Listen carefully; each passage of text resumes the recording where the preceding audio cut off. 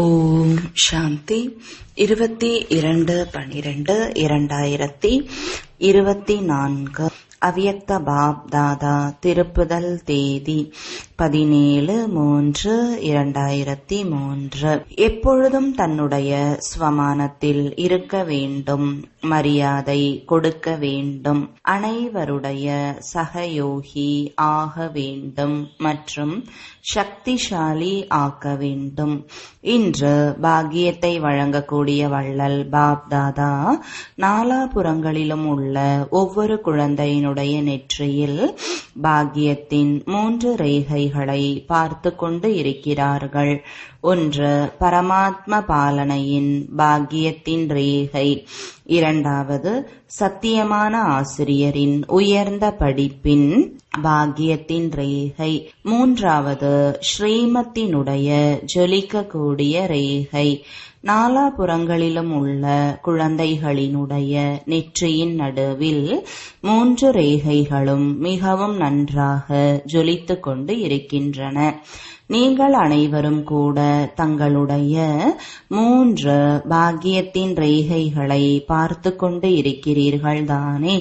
எப்பொழுது பாக்கியத்தை வழங்கக்கூடிய வள்ளல் குழந்தைகளாகிய உங்களுடைய தந்தையாக இருக்கின்றாரோ அப்பொழுது உயர்ந்த பாக்கியம் உங்களை தவிர வேறு யாருக்கு இருக்க முடியும்?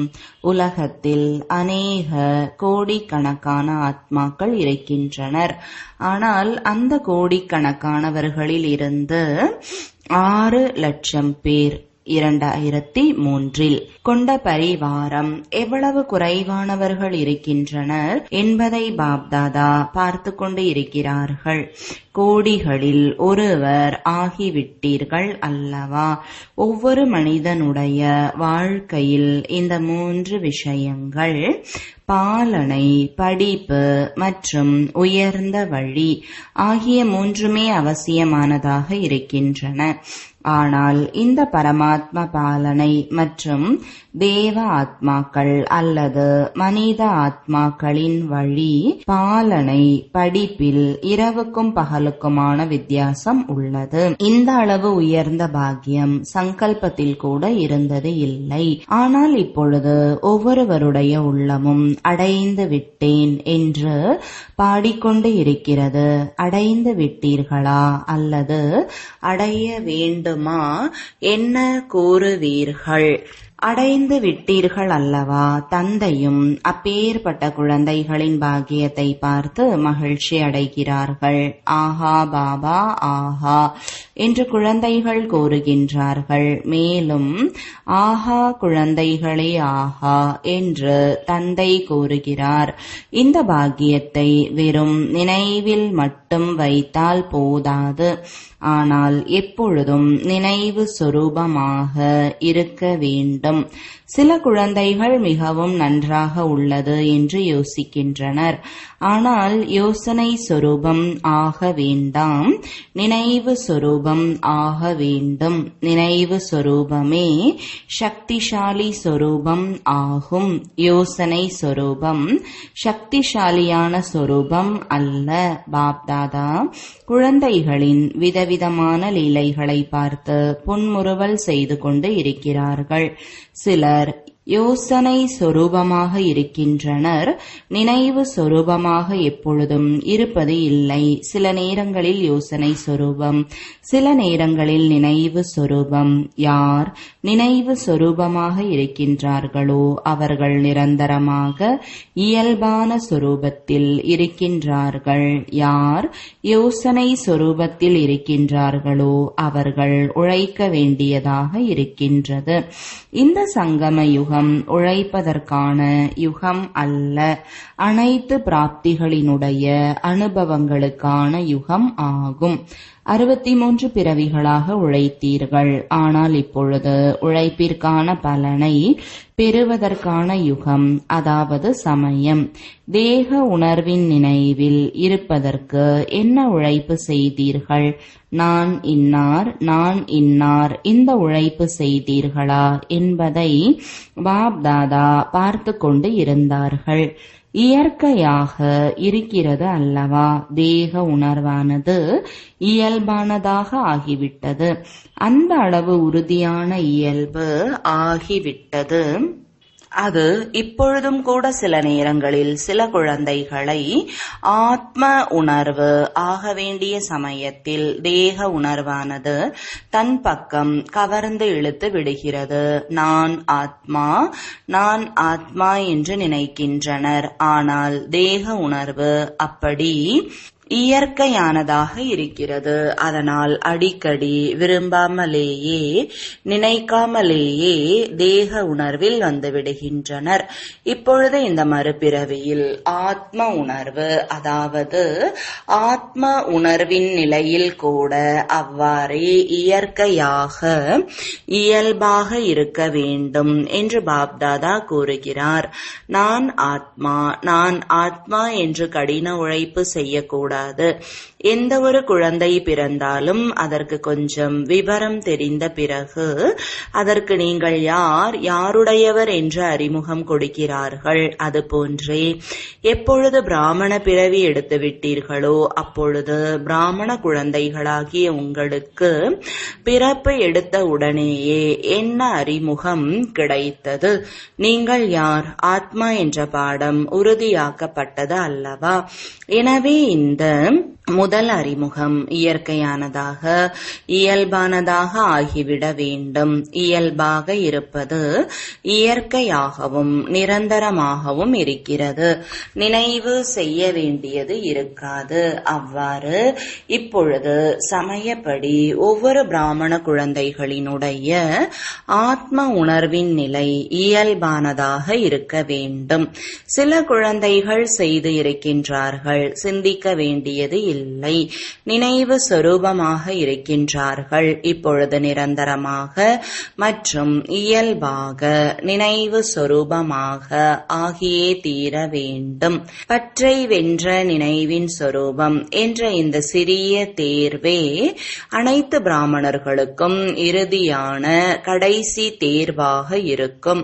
இந்த வருடத்தில் என்ன செய்ய போகிறீர்கள்? இந்த வருடத்தில் விசேஷமான லட்சியம் என்ன வைக்க வேண்டும் என்று சில குழந்தைகள் கேட்கின்றனர். எப்பொழுதும் ஆத்ம அபிமானி நினைவு சொரூபம் ஆகுக என்று பாப்தாதா கூறுகிறார்கள். ஜீவன் முக்தி கிடைக்கத்தான் போகிறது. ஆனால் ஜீவன் முக்தியை அடைவதற்கு முன்பாக கடின உழைப்பிலிருந்து விடுபட்டு விடுங்கள்.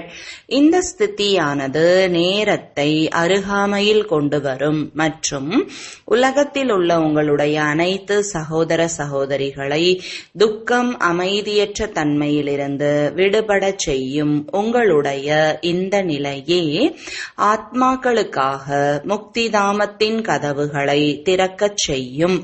ஆகவே தன்னுடைய சகோதர சகோதரிகள் மீது இரக்கம் வரவில்லையா? நாலாபுறங்களிலும் உள்ள ஆத்மாக்கள் எவ்வளவு கூச்சலிட்டு கொண்டு இருக்கிறார்கள். உங்களுடைய முக்தி அனைவருக்கும் முக்தி கிடைக்கச் செய்யும். இயல்பான நினைவுடையவராக மற்றும் சக்திசாலி சொரூபமாக எந்த அளவு ஆகியிருக்கிறேன் என்பதை சோதனை செய்யுங்கள். சக்திசாலி சொரூபம் ஆக வேண்டும். இதுவே வீணானதை சகஜமாக முடிவடைய செய்துவிடும். அடிக்கடி கடின உழைப்பு செய்ய வேண்டி இருக்காது. இப்பொழுது இந்த வருடம் பாப்தாதா குழந்தைகள் மீது உள்ள அன்பால் எந்த ஒரு குழந்தையும் எந்த ஒரு பிரச்சனையிலும் உழைப்பு செய்வதை பார்க்க விரும்பவில்லை. பிரச்சனை முடிவடைய வேண்டும் மற்றும் சமாதான சக்தி சொரூபம் ஆக வேண்டும். இது முடியுமா என்ன? தாதிகள் சொல்லுங்கள், முடியுமா? ஆசிரியர்கள் சொல்லுங்கள், முடியுமா? பாண்டவர்களால் முடியுமா? பிறகு சாக்கு போக்கு சொல்லக்கூடாது. இது இருந்தது அல்லவா? இது நடந்தது அல்லவா? இது நடக்காமல் இருந்திருந்தால் ஆகி இருக்காது. பாப் தாதா மிகவும் இனிமையிலும் இனிமையான விளையாட்டை பார்த்து இருக்கின்றார்கள். என்ன ஆனாலும் சரி, இமயமலையை விட பெரியதாக இருந்தாலும் 100 மடங்கு பிரச்சனையின் சொரூபமாக இருந்தாலும் அது உடல் மூலமோ மனதின் மூலமோ மனிதர் மூலமோ இயற்கை மூலமோ வரக்கூடிய பிரச்சனையாக இருக்கலாம். சூழ்நிலை மூலமாக உங்களுடைய சுய ஸ்திதிக்கு முன்னால் ஒன்றுமே கிடையாது. மேலும் சுயஸ்திதிக்கான சாதனம் ஸ்வமானமாகும். ஸ்வமானம் இயற்கையானதாக இருக்க வேண்டும், நினைக்க வேண்டியதாக உள்ளது என்று கிடையாது. அடிக்கடி உழைக்க கூடாது. இல்லை, நான் சுயதரிசன சக்கரதாரி, நான் கண்ணின் மணி, நான் இதய சிம்மாசனதாரி, அதுவாகத்தான் இருக்கிறேன். வேறு யாராவது அப்படி ஆக வேண்டுமா என்ன? கல்பத்திற்கு முன்பு யார் ஆகியிருந்தார்கள்? வேறு யாராவது ஆகியிருந்தார்களா? அல்லது நீங்கள்தான் ஆகியிருந்தீர்களா? நீங்கள்தான் ஆகியிருந்தீர்கள். நீங்கள்தான் ஆகியிருக்கின்றீர்கள். ஒவ்வொரு கல்பத்திலும் நீங்கள்தான் ஆவீர்கள். இது உறுதியானது.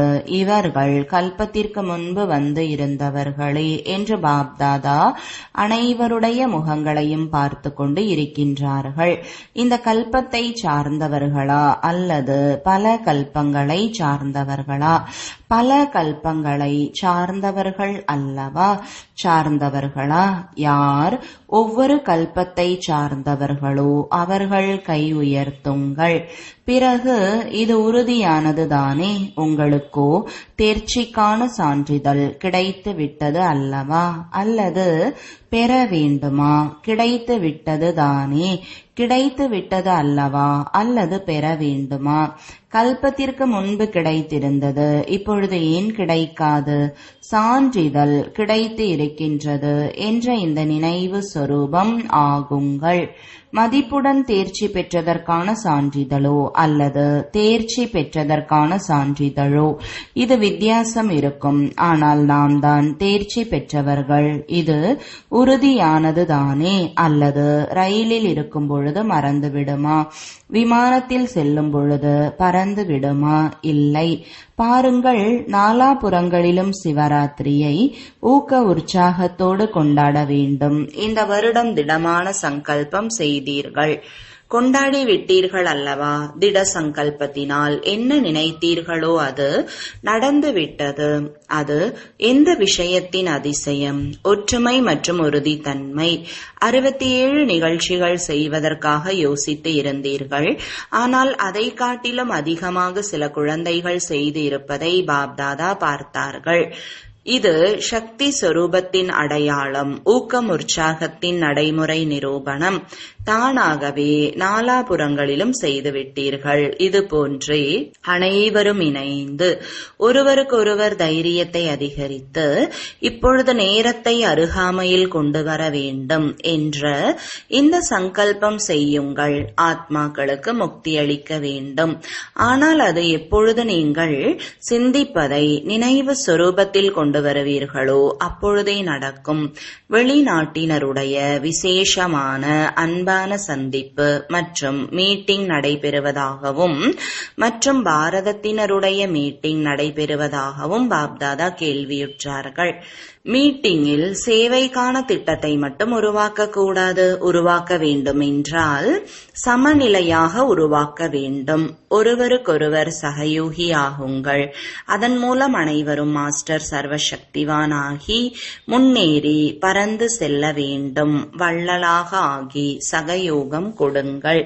விஷயங்களை பார்க்காதீர்கள், சகயோகி ஆகுங்கள். ஸ்வமானத்தில் இருங்கள் மற்றும் மரியாதை கொடுத்து சகயோகி ஆகுங்கள். ஏனென்றால் எந்த ஒரு ஆத்மாவிற்கும் ஒருவேளை நீங்கள் உள்ளத்தால் மரியாதை கொடுக்கின்றீர்கள் என்றால் இது மிக மிக பெரிய புண்ணியம் ஆகும். ஏனென்றால் பலவீனமான ஆத்மாவை ஊக்கம் உற்சாகத்தில் கொண்டு வந்திருக்கிறீர்கள் என்றால் அது எவ்வளவு பெரிய புண்ணியம். கீழே விழுந்திருப்பவர்களை தள்ளிவிடக் கூடாது, அரவணைக்க வேண்டும். அதாவது வெளியில் அரவணைக்க கூடாது. அரவணைப்பது என்றால் தந்தைக்கு சமமாக ஆக்குவது, சகயோகம் கொடுப்பது ஆகும். இந்த வருடம் என்னென்ன செய்ய வேண்டும் என்று கேட்டீர்கள் அல்லவா? மரியாதை கொடுக்க வேண்டும், ஸ்வமானத்தில் இருக்க வேண்டும், அவ்வளவுதான். சக்திசாலியாகி சக்திசாலியாக ஆக்க வேண்டும். வீண் விஷயங்களில் செல்லக்கூடாது. பலவீனமான ஆத்மா ஏற்கனவே பலவீனமாக இருக்கிறார்கள். அவர்களுடைய பலவீனத்தை பார்த்து கொண்டே இருந்தீர்கள் என்றால் எவ்வாறு சகயோகி ஆவீர்கள்? சகயோகம் கொடுங்கள், அப்பொழுது ஆசீர்வாதங்கள் கிடைக்கும். அனைத்தையும் விட எளிய முயற்சி எதுவென்றால் வேறு எதுவும் செய்ய முடியவில்லை என்றாலும் ஆசீர்வாதம் கொடுங்கள், ஆசீர்வாதங்கள் பெறுங்கள், மரியாதை கொடுங்கள் மற்றும் மகிமைக்கு தகுதியானவர் ஆகுங்கள். மரியாதை கொடுப்பவர்கள்தான் அனைவரின் மூலமாக மரியாதைக்கு உரியவராகிறார்கள். மேலும் எந்த அளவு இப்பொழுது மரியாதைக்கு உரியவர்களாக ஆவீர்களோ அந்த அளவே ராஜ்ய அதிகாரியாக மற்றும் பூஜைக்குரிய ஆத்மாவாக ஆவீர்கள். கொடுத்து கொண்டே செல்லுங்கள். பெற வேண்டும் என்பது கூடாது. பெற்றுக்கொண்டு பிறகு கொடுப்பது என்பது வியாபாரிகளின் வேலை. நீங்களோ வள்ளலின் குழந்தைகள். மற்றபடி பாப்தாதா நாலாபுறங்களிலும் உள்ள குழந்தைகளுடைய சேவையை பார்த்து மகிழ்ச்சி அடைகிறார்கள். அனைவரும் நன்றாக சேவை செய்து இருக்கிறீர்கள். ஆனால் இப்பொழுது இன்னும் முன்னேற வேண்டும். பேச்சு மூலம் அனைவரும் நன்றாக சேவை செய்து இருக்கின்றீர்கள். சாதனங்களின் மூலம் செய்யப்பட்ட சேவைக்கான முடிவு நன்றாக உள்ளது. அநேக ஆத்மாக்களின் புகாரை முடிவடைய செய்துவிட்டீர்கள். கூடவே சமயத்தின் தீவிர வேகத்தை பார்த்து பாப்தாதா இதையே செய்ய விரும்புகிறார்கள்.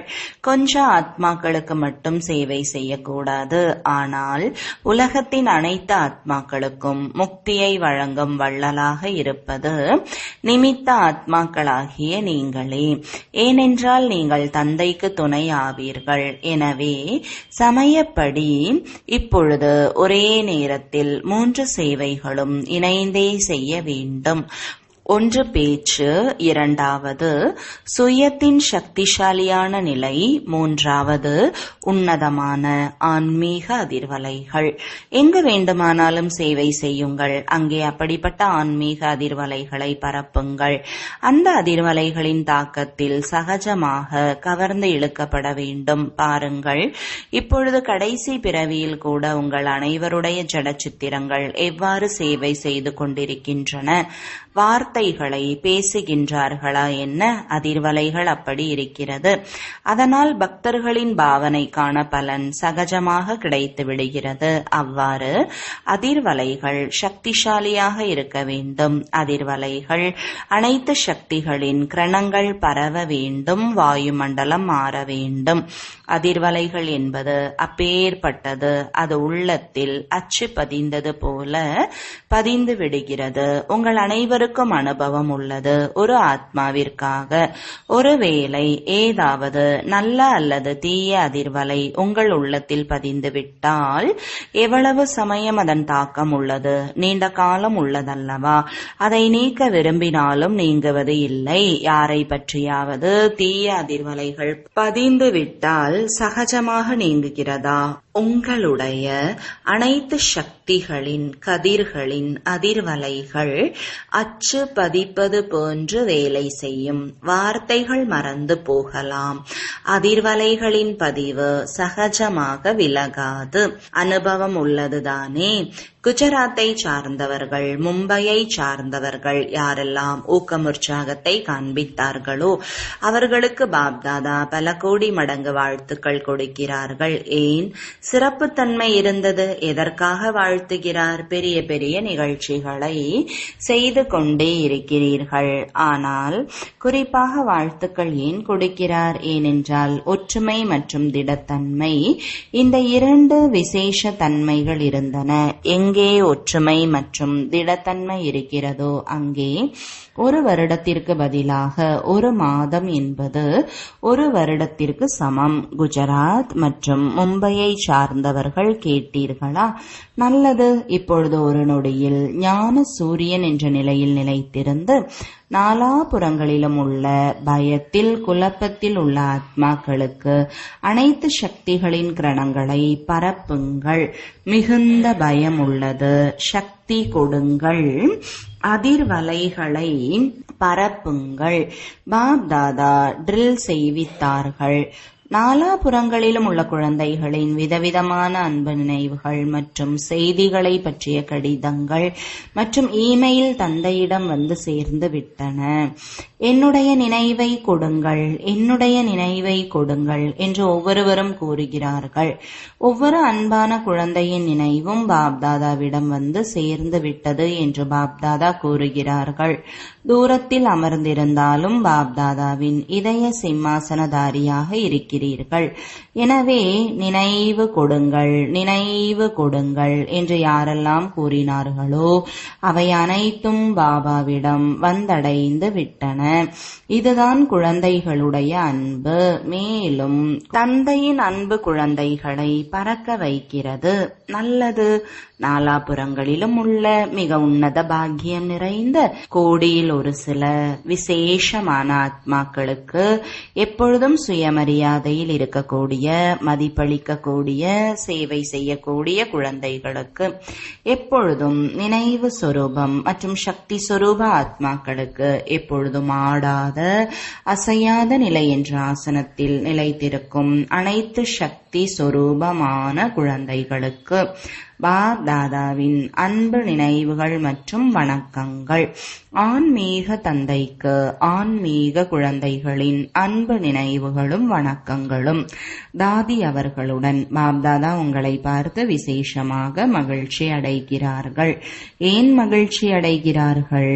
எவ்வாறு பிரம்மா பாபா அனைவருக்கும் இதை செய்ய வேண்டும், இப்போது செய்ய வேண்டும் என்று கட்டளை பிறப்பித்தாரோ அவ்வாறே நீங்களும் கூட பிரம்மா பாபாவை பின்பற்றினீர்கள் என்ற இந்த சிறப்பு தன்மையை பார்த்து மகிழ்ச்சி அடைகிறார்கள். நாம் இருக்கிறோம், நிமித்தமாக நீங்கள் ஆகியுள்ளீர்கள். மேலும் அப்படி உறுதியான எண்ணத்தை செய்திருக்கிறீர்கள். அதனால் நாலாபுறங்களிலும் வெற்றி கிடைத்துள்ளது.